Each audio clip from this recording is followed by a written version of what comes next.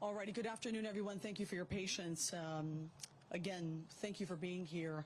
My name is Elizabeth Espinosa. Elizabeth, E-L-I-Z-A-B-E-T-H, Espinosa, E-S-P-I-N-O-S-A. I'm the Executive Director of Communications for the Los Angeles County Sheriff's Department. And again, we want to thank you, the media from all over the world, for being here at the station for this briefing where we have, of course, the NTSB with us. Now, again, we want to remind you that this is an ongoing investigation, which means it is a fluid situation. And we will certainly try to provide you with as much information as possible at this time. The outline of what the press conference will look like is we will start with the NTSB, who is the lead in this investigation. That's a National Transportation Safety Board. Member Jennifer Homendy will speak to you first. She will then take your questions, and after that, Los Angeles County Sheriff Alex Villanueva will come up here and make his remarks, and he will also make remarks in Espanol for our media in Spanish, and also the sheriff will take questions from you at that point as well. We also want to mention that the LA County Fire Deputy Chief Maroney is also here if you have questions that are fire related in this matter. So we're going to begin now with NTSB board member Jennifer Homendy. Welcome, ma'am. Thank you. Again, my name is Jennifer Homendy, and I'm a board member with the National Transportation Safety Board. With me today is member Tom Chapman and Bill English, who is our investigator in charge. We call the investigator in charge the IIC. The NTSB is an independent federal agency charged by Congress with investigating every civil aviation accident in the United States and significant accidents in other modes of transportation. We're here to conduct a safety investigation, and our mission is not to just determine what happened, but why it happened and how it happened to prevent this accident, a similar accident, from ever happening again. Before I go any further, I want to once again extend our deepest sympathies to those who lost loved ones in this tragic event. I can't imagine what the families and friends of those who perished in this accident are going through, but know that our hearts go out to you, and you will be on our minds over the next days and months and years ahead. This morning we began with an organizational meeting where we established parties to the investigation.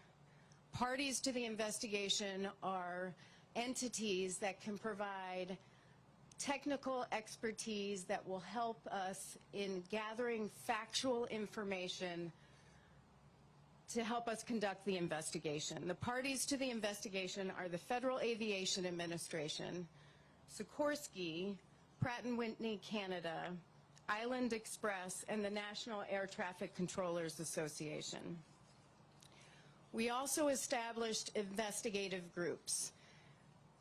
We take our investigators and the parties to the investigations to the investigation, and we establish smaller groups to drill down to get the factual information that we need.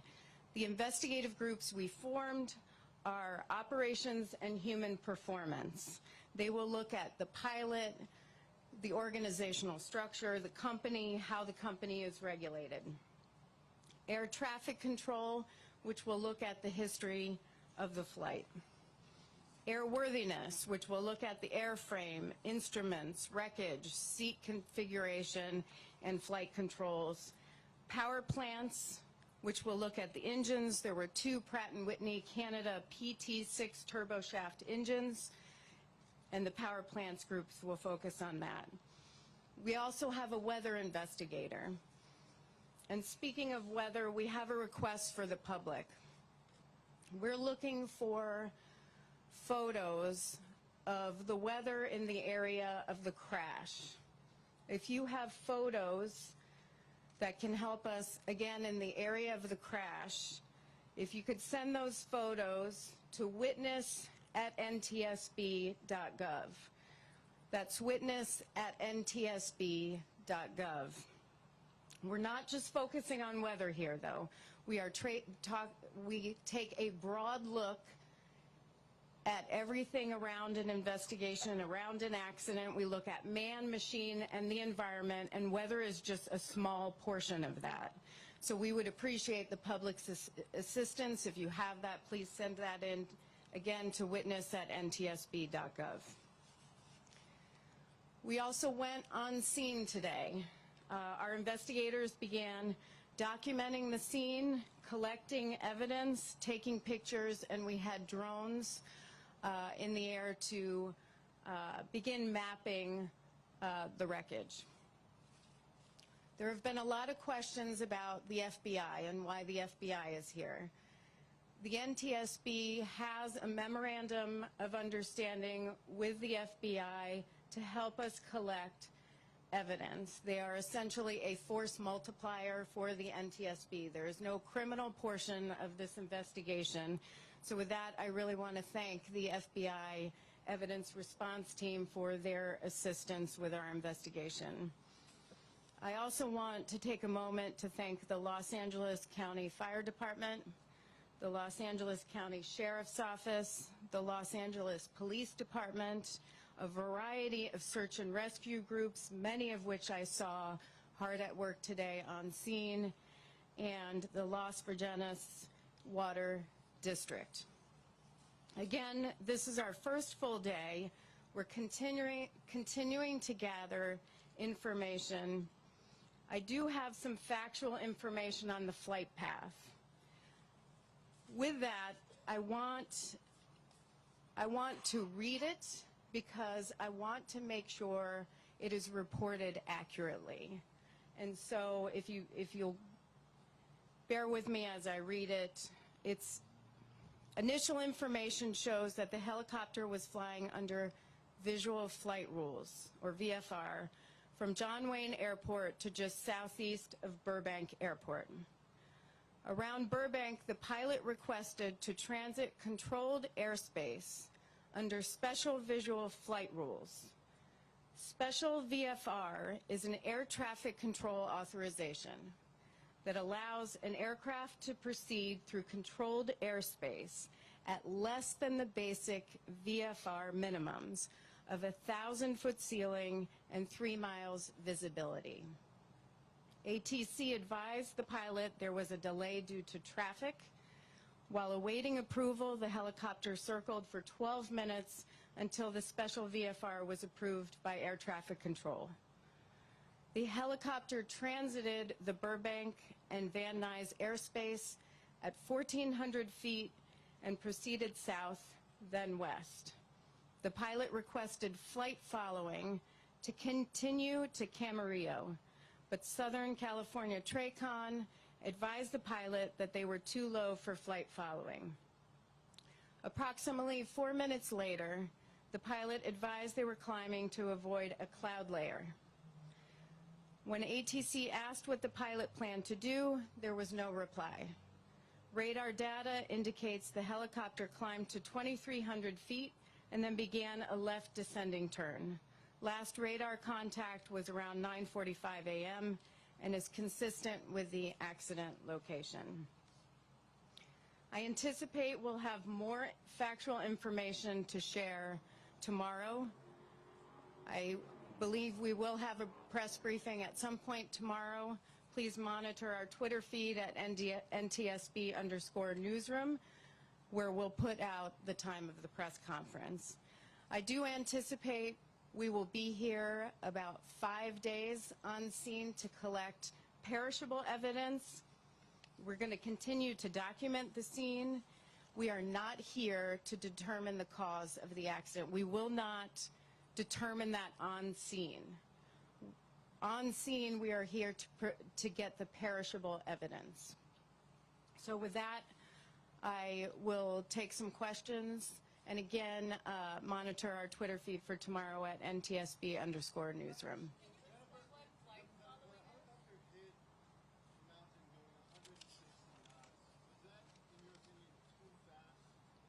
We still need to verify that. The question was, Was the helicopter going too fast? That's still something we have to analyze as part of our investigation. The question is, what is flight following? And I do think that is important. Flight following is radar assistance for the flight and helps the pilot avoid traffic. It's communication between, in this situation, air traffic control and the pilot. It is when air traffic control said they were too low, it wasn't that they were too low, it was too low to provide flight following assistance. It can be, yep.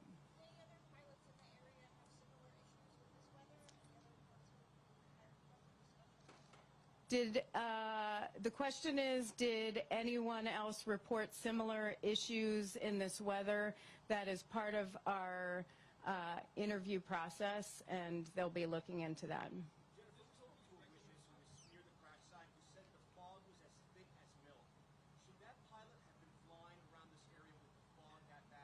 The question is, should the pilot have been flying in the fog at that time? I mean, that's part of our investigation. We look at weather, and we'll have to determine that at some point. Steve, hold on.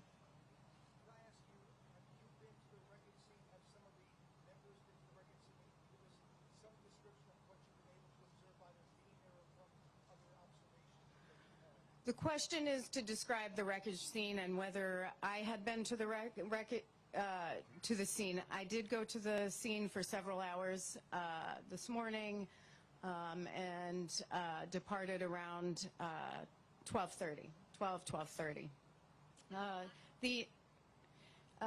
The scene itself, and you asked for a description on the scene,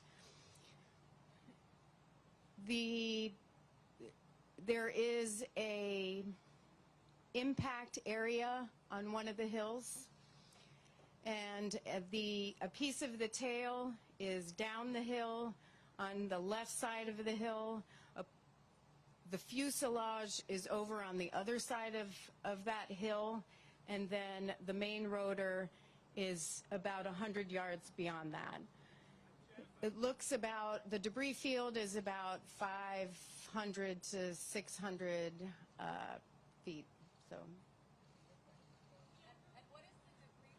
What does the debris field tell you about the force of the impact, if anything, at this point?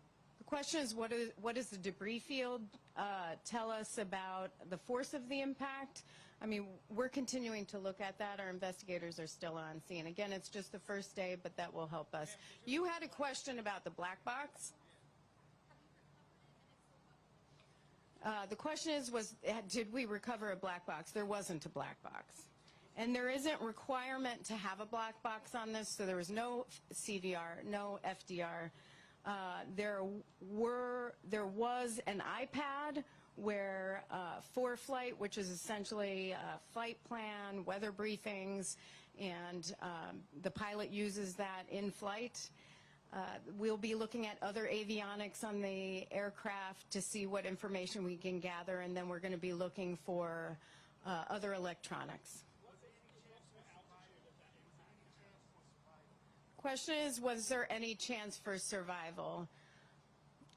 That's part of the investigation. I mean, it was a pretty devastating accident scene.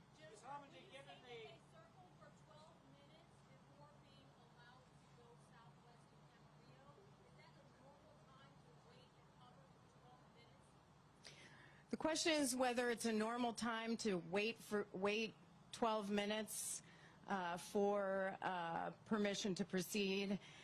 And there are times where flights are held out. That'll be part of the investigation as we look into this. Go ahead. Go. Thank you. Given the fact that the coroner's team is still working on the site, how does this affect the initial stages of your on-site investigation? The question is, given the coroner is still on site, how does this impact our investigation? It doesn't. We are working alongside. They are doing what they need to do for recovery, and we are doing our part of the investigation for collecting evidence and drone mapping. So they're doing their part, we're doing ours, and we're all on scene. Covering wreckage. Correct. Jennifer, are you concerned about people trying to take souvenirs, and how are you guarding this? Question is, how is the area being guarded? That is something that the Los Angeles Sheriff's Department can answer. That is something they have under control. I'm sorry. Is the weather investigator NTSB? The weather investigator is, we have a meteorologist on staff. That's correct.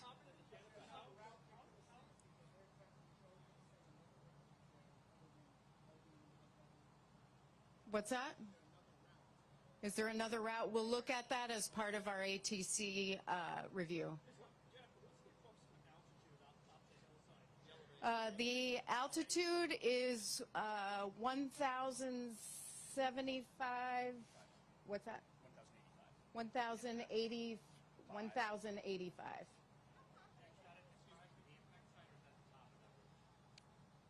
The impact crater is 1,085 feet above sea level. Okay. The impact crater is 1,085 feet above sea level. Question is whether was all the wreckage found in the same location. It was, the debris field was around, 500, 600 feet. It's what no. Yeah, the debris field's about 500 or 600 feet. We found all the four corners of the aircraft. It's all accounted for in the debris field. Yeah. Were you able to tell if the helicopter landed right side up based off your initial look at the scene? Did the helicopter land right side up is the question. The debris field is pretty extensive, and so as I said, there was one initial impact. Part of the debris was down the hill, another part of the debris was over the hill, and then the main rotor was about 100 feet beyond that. Last question. Last one.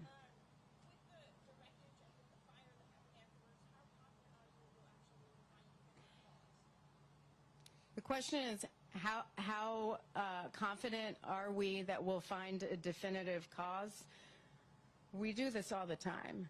The wreckage is just a part of an investigation. There's a lot of information that we request as part of an investigation. That's pilot records, company records, information on weather, ATC communications. So the wreckage itself is only a piece of that. So I'm very confident we'll determine the cause of the accident. Thank you. So now we're going to bring up LA County Sheriff Alex Villanueva, who will make his remarks in English and then en español para los medios en español. Muchas gracias. Thank you. Good afternoon. As a question arose earlier, we have now secured the crash site, and we expanded the perimeter around the crash site.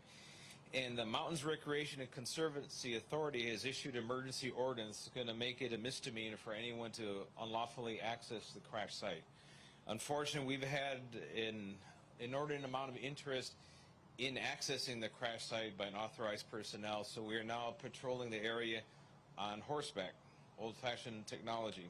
Our mounted enforcement detail is out there. We also have deputies on ATVs patrolling the area in the perimeter because it's very rugged terrain, very difficult to access, and we want to make sure everyone stays where they should be and outside of the first responders, outside of the people that are doing the investigation, and keep everyone safe because the area is dangerous even in daytime by the steepness of the terrain.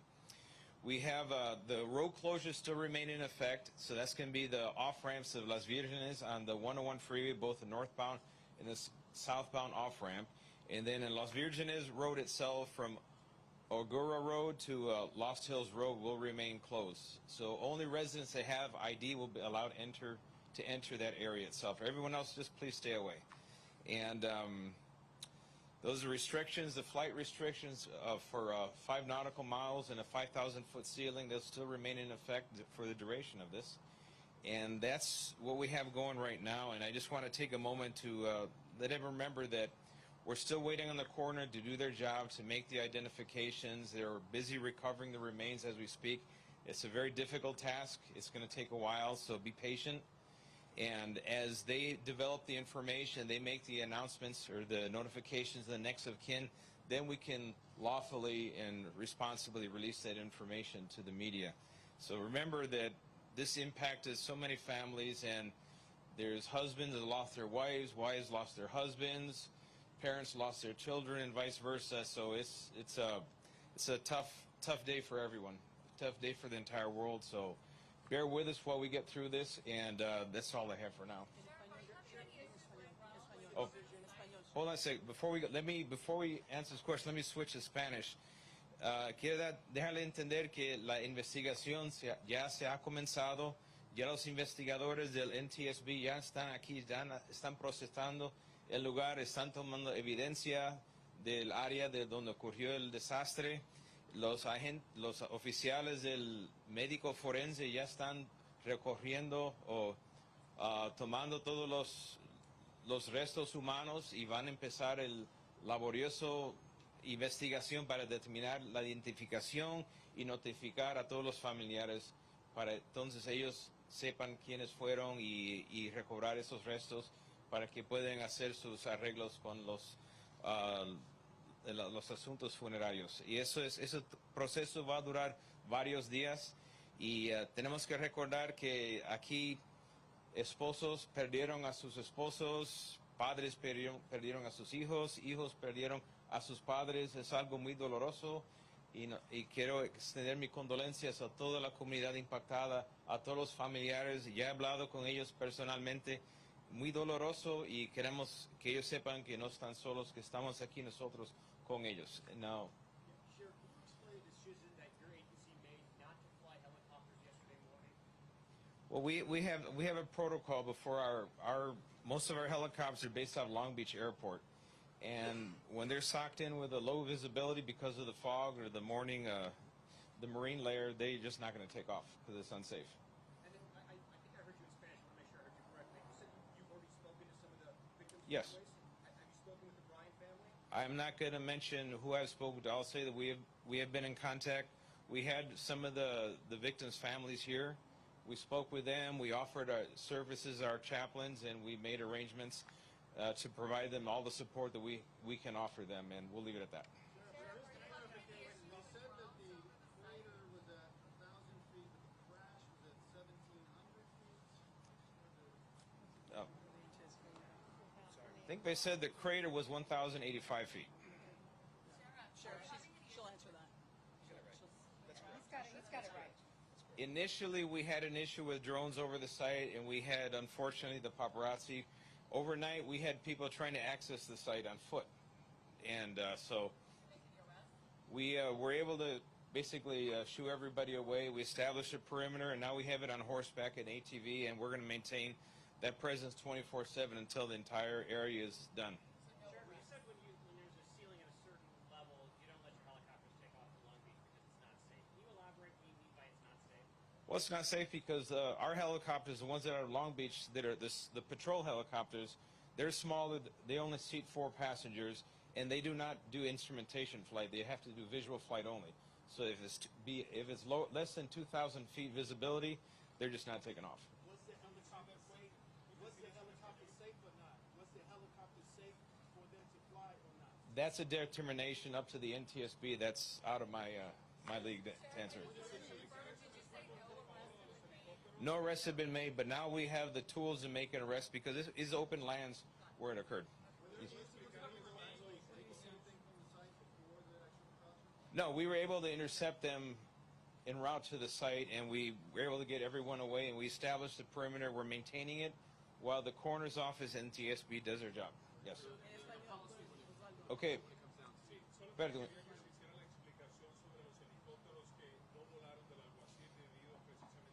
Sí, cuando hay condiciones nebulosas, mucha neblina, si los pilotos no pueden ver más de 2,000 pies, ellos no van a volar. Eso es su regla.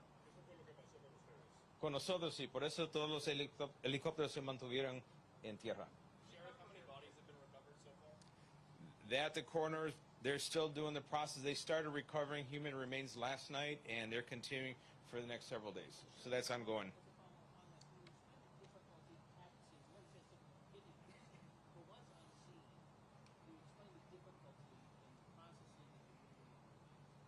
Well, it's rugged terrain and it's very steep hill. And in fact, they have to bulldoze a road just to get a normal-sized vehicle to the location. So it is very difficult. A lot of people have been able to walk there or hike there. The investigators initially, the fire department, their first response, they were airdropped there. That kind of gives you an idea of the nature of the terrain. Do you know how positive IDs being made on the remains? They're in the process of making those identifications. Not our call yet, and hopefully in the next few days they will have some identifications.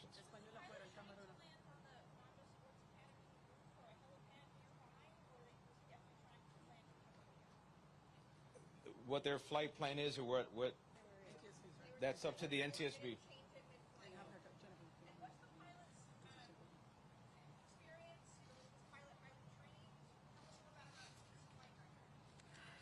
The question on the pilot experience. The pilot had a commercial certificate. He was a certified flight instructor.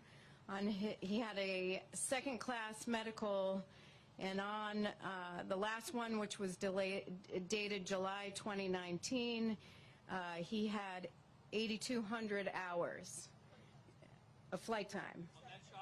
It's an experienced pilot. So you figure that's July. He's got more time now. We would have gotten updated information on his flight time in this July. The question is, are there any issues in his record? And that is part of what we will be looking at in the investigation. We've requested that information. Back to you.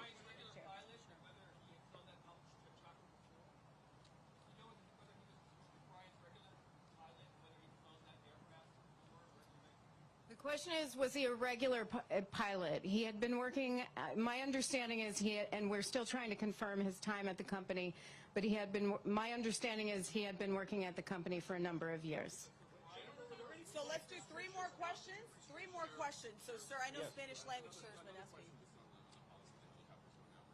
How much of that is just 100% safety based? How much of it is they're just not effectively able to do their job when there is a cloud layer that they can't see the ground? Well, it's a combination of both. One is very safe for them to fly, and on top of that, we need their eyesight to be able to access what's on the ground to relay information to the ground troops. So it makes them useless, not being able to see. ¿Usted tiene una pregunta? ¿Cuál?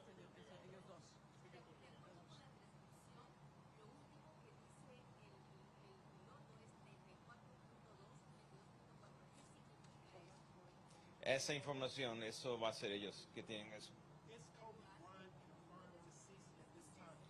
We're not making any confirmation identification of any person. That'll be up to the coroner's office when they complete their investigation.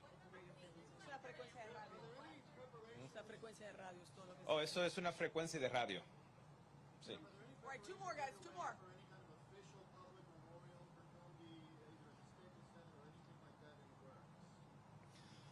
That'll be up to the family and the organizations they belong to make those announcements as the information is developed. Sir. Sí, pudimos interceptar y rechazar a todos los que intentaron accesar el lugar. Thank you so much. Thank you, Sheriff. Thank you. Thank you. So much. Thank you all. How's that?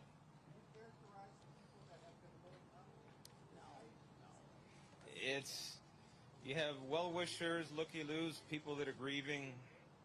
It's a mixture of everybody. Thank you. Thank you so much. Thank you so much. Just want to remind you, though, for any further, briefings on our end, we will certainly ask you to monitor our Twitter feed, which is @LASDHQ. Thank you so much again. Muchas gracias a todos por estar aquí.